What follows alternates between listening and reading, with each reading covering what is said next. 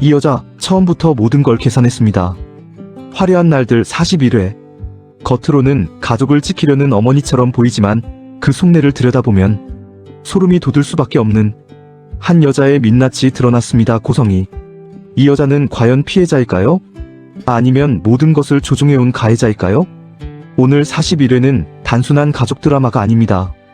이건 생존을 위해 타인의 인생을 파괴하는 것도 서슴지 않는 한 여자의 치밀한 생존 게임이었습니다.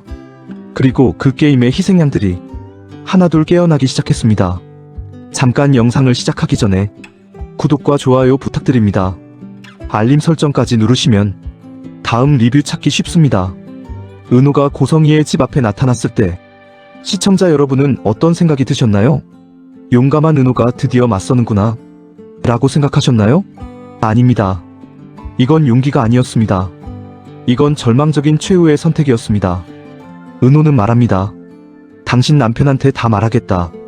우진이 간이식, 그 간이식을 버린 딸이 해줬다는 것. 그 딸을 재혼 전에 몰래 사망신고까지 했다는 것.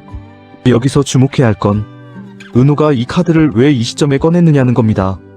고성희는 이미 은호의 집을 알고 있었고 은호의 엄마를 협박했고 우진이가 어디 있는지 말하지 않으면 가족을 해치겠다고 위협했습니다.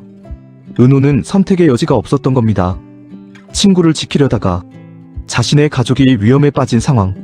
그런데 고성희의 반응을 보세요. 내가 기억해. 우진이 포기하고 내 가족 협박하지 말고 다신 내 앞에 나타나지 마. 대답해요라고 요구하는 은호에게 고성희는 대답조차 하지 않습니다. 왜일까요? 이 여자는 이미 모든 시나리오를 머릿속에 그려놓은 겁니다. 은호가 폭로하면 어떻게 될지, 폭로하지 못하면 어떻게 될지, 그리고 자신이 어떻게 대응해야 하는지까지. 고성희는 침묵으로 은호를 짓누릅니다. 대답하지 않는 것, 그것이야말로 가장 잔인한 심리전이었습니다. 그리고 바로 그 순간 박성재가 나타납니다. 은호가 왜? 성재는 충격에 빠집니다. 자신의 새어머니와 은호가 아는 사이였다는 것. 아니, 단순히 아는 사이가 아니라 적대적인 관계라는 것을 눈으로 목격한 겁니다. 여기서 드라마는 정말 섬뜩한 장면을 보여줍니다. 성재가 묻습니다. 설마 이 사람이 은호의 생모예요? 고성희는 대답하지 않습니다. 하지만 그 침묵 자체가 답이었죠. 성재는 모든 퍼즐을 맞추기 시작합니다. 은호가 입양하라는 사실, 은호가 입양하라는 사실, 은호가 입양하라는 사실, 우진이가 간이식을 받았다는 사실, 그리고 그 간이식의 기증자가 은호였다는 사실. 우진이가 간이식 받은 거였어요. 은호가 맞아요. 이 대사가 왜 중요할까요?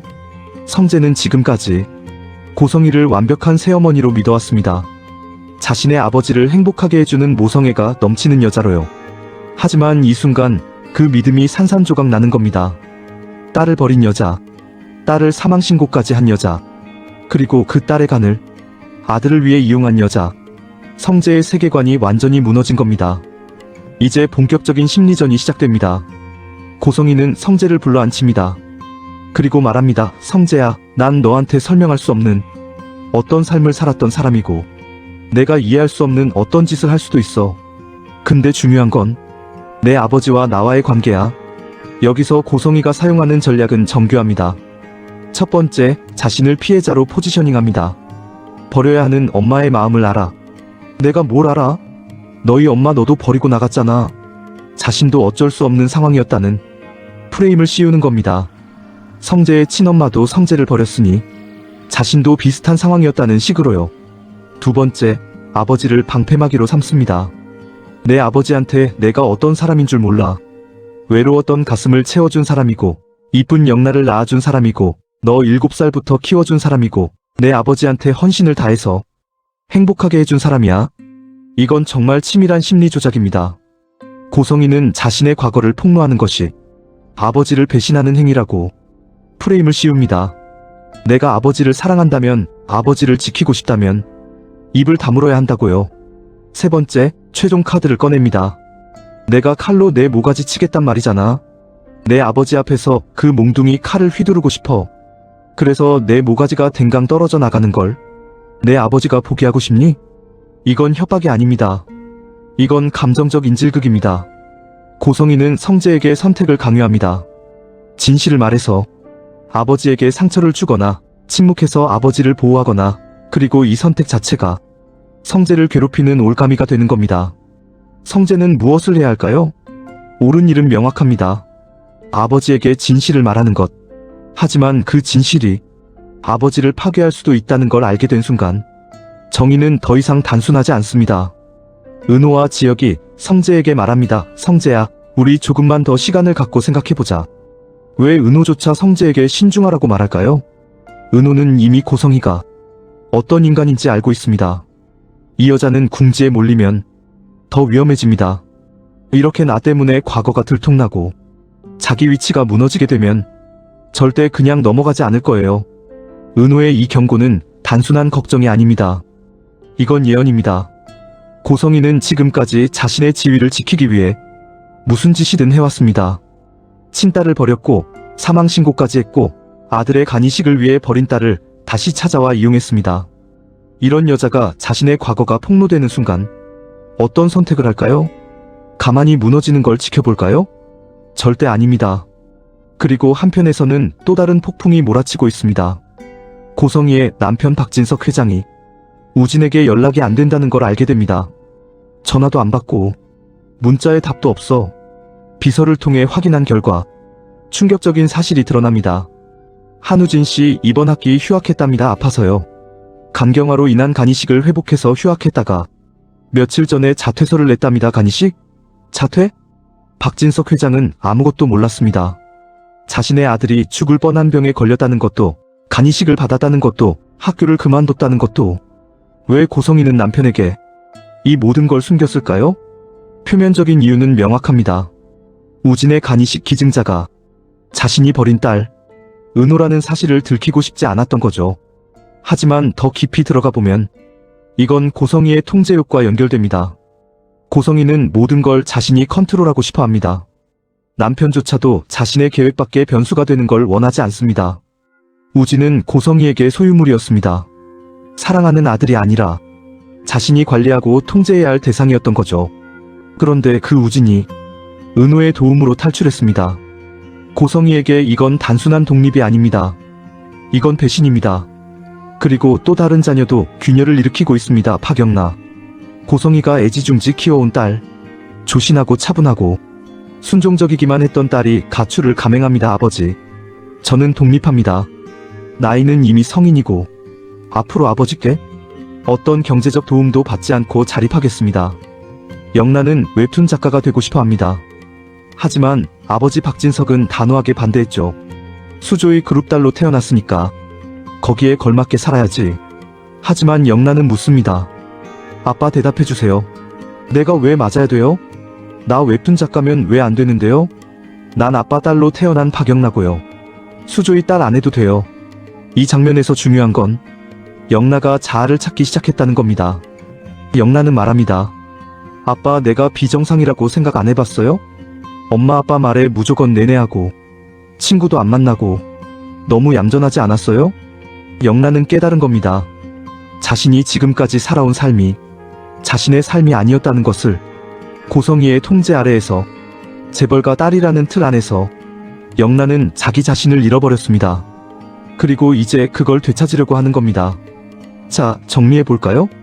고성이가 쌓아올린 완벽한 세계, 재벌가 안주인, 사랑받는 아내, 헌신적인 어머니, 이 모든 게 거짓이었다는 게 하나씩 드러나고 있습니다. 성재는 알아버렸습니다. 은호는 최후 통첩을 날렸습니다. 우진은 탈출했습니다. 영란은 반란을 일으켰습니다. 고성이의 통제는 더 이상 작동하지 않습니다. 그런데 여기서 가장 무서운 건 고성이가 이 상황을 어떻게 타개할 것인가입니다. 이 여자는 지금까지 살아남기 위해 무슨 짓이든 해왔습니다. 궁지에 몰린 고성이는 더 위험합니다. 은호가 말했죠. 할 사람이에요. 우진이 이용해서 더 가지려고 수단 방법 안 가렸는데 지금 가진 것까지 잃게 되면 나 때문에 뺏겼다고 생각할 거예요. 고성이는 자신의 몰락을 절대 용납하지 않을 사람입니다. 그렇다면 다음 수는 무엇일까요? 여기서 우리가 질문해야 할 것들이 있습니다. 첫 번째, 고성이는 과연 가만히 있을까요? 절대 아닙니다. 이 여자는 선제 공격형 인간입니다. 성재가 아버지에게 말하기 전에 고성이가 먼저 자신의 버전으로 이야기를 포장해서 박진석에게 털어놓을 가능성이 큽니다. 여보, 사실 내게 숨겨왔던 과거가 있어요. 어쩔 수 없이 버릴 수밖에 없었던 딸이 있었는데, 이렇게 먼저 고백하면서 피해자 포지션을 선점하는 겁니다. 두 번째, 은호와 우진은 안전할까요? 고성이는 이미 협박을 서슴지 않았습니다. 우진이 포기하지 않으면 내 가족을 해치겠다고 말했죠. 이 여자가 더 궁지에 몰리면 과연 어디까지 갈까요? 법적 수단? 금전적 압박? 아니면 더 극단적인? 세 번째, 박진석 회장은 진실을 알게 되면 어떻게 할까요? 고성이는 확신합니다. 내 아버지 성격 잘 알지. 믿음이 첫 번째고 마지막인 사람이야. 그 믿음을 배신당했다고 생각하면 이혼할 수도 있어. 박진석은 첫 번째 부인의 불륜으로 이혼한 사람입니다. 그는 배신을 절대 용납하지 못합니다. 그렇다면 고성이의 과거가, 고성이의 거짓말이 드러나는 순간 이혼은 불가피할까요? 하지만 여기서 한 가지 변수가 있습니다. 박진석이 과연 성재의 편을 들까요? 고성이의 편을 들까요? 박진석에게 고성이는 단순한 아내가 아닙니다. 외로웠던 자신을 채워준 사람, 영나라는 사랑스러운 딸을 낳아준 사람입니다. 감정적으로 박진석은 고성이를 놓지 못할 수도 있습니다. 결국 모든 것은 성재의 선택으로 수렴됩니다. 성재는 지금 갈림길에 서 있습니다. 정의를 택할 것인가? 평화를 택할 것인가? 진실을 말하면 정의는 실현됩니다. 하지만 아버지는 고통받을 겁니다. 침묵하면 평화는 유지됩니다. 하지만 그건 거짓 위에 세워진 평화입니다. 고성이는 성재에게 말합니다. 나를 생각하지 말고 내 아버지를 생각해. 중요한 건 그거야. 알게 되면 제일 불행해질 사람이 내 아버지라는 거. 이건 정교한 심리 조작입니다. 고성이는 자신을 지키는 것이 아버지를 지키는 것이라는 등식을 만들어냅니다. 하지만 과연 그럴까요? 진실을 숨기는 것이 정말 아버지를 위한 걸까요? 아니면 아버지가 계속 속고 사는 것을 방치하는 게 진짜 배신일까요? 성재는 이 질문의 답을 찾아야 합니다. 41회가 끝나고 우리에게 남은 건 불안입니다. 고성이는 절대 가만히 있지 않을 겁니다. 우진은 어딘가에 숨어 있지만 언젠가는 모습을 드러낼 겁니다. 성재는 선택을 해야 합니다. 은호는 더 큰 위험에 노출될 수 있습니다. 그리고 박진석 회장은 진실을 알게 될까요? 여기서 한 가지 확실한 건 모든 관계가 돌이킬 수 없는 지점으로 향하고 있다는 겁니다. 고성이가 쌓아올린 거짓의 성은 무너지기 시작했습니다. 하지만 그 성이 무너질 때 얼마나 많은 사람들이 그 잔해에 깔리게 될까요?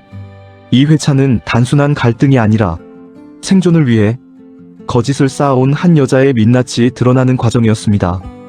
고성이는 과연 피해자였을까요? 그녀가 말하는 어쩔 수 없었던 사정은 진짜 변명이 될 수 있을까요? 아니면 모든 게 처음부터 계산된 선택이었을까요? 다음 화에서 우리는 더 큰 충격을 마주하게 될 겁니다. 진짜 반전은 아직 시작도 하지 않았습니다. 고성이가 궁지에 몰렸을 때 꺼내들 마지막 카드는 무엇일까요? 성재는 과연 어떤 선택을 할까요? 그리고 박진석 회장은 진실 앞에서 어떤 모습을 보여줄까요? 다음 화를 보고 나면 지금 이 장면들이 전혀 다르게 보일 겁니다. 여러분의 생각은 어떠신가요? 댓글로 의견 남겨주세요. 구독과 좋아요, 알림 설정까지 부탁드립니다. 다음 리뷰에서 뵙겠습니다. 감사합니다.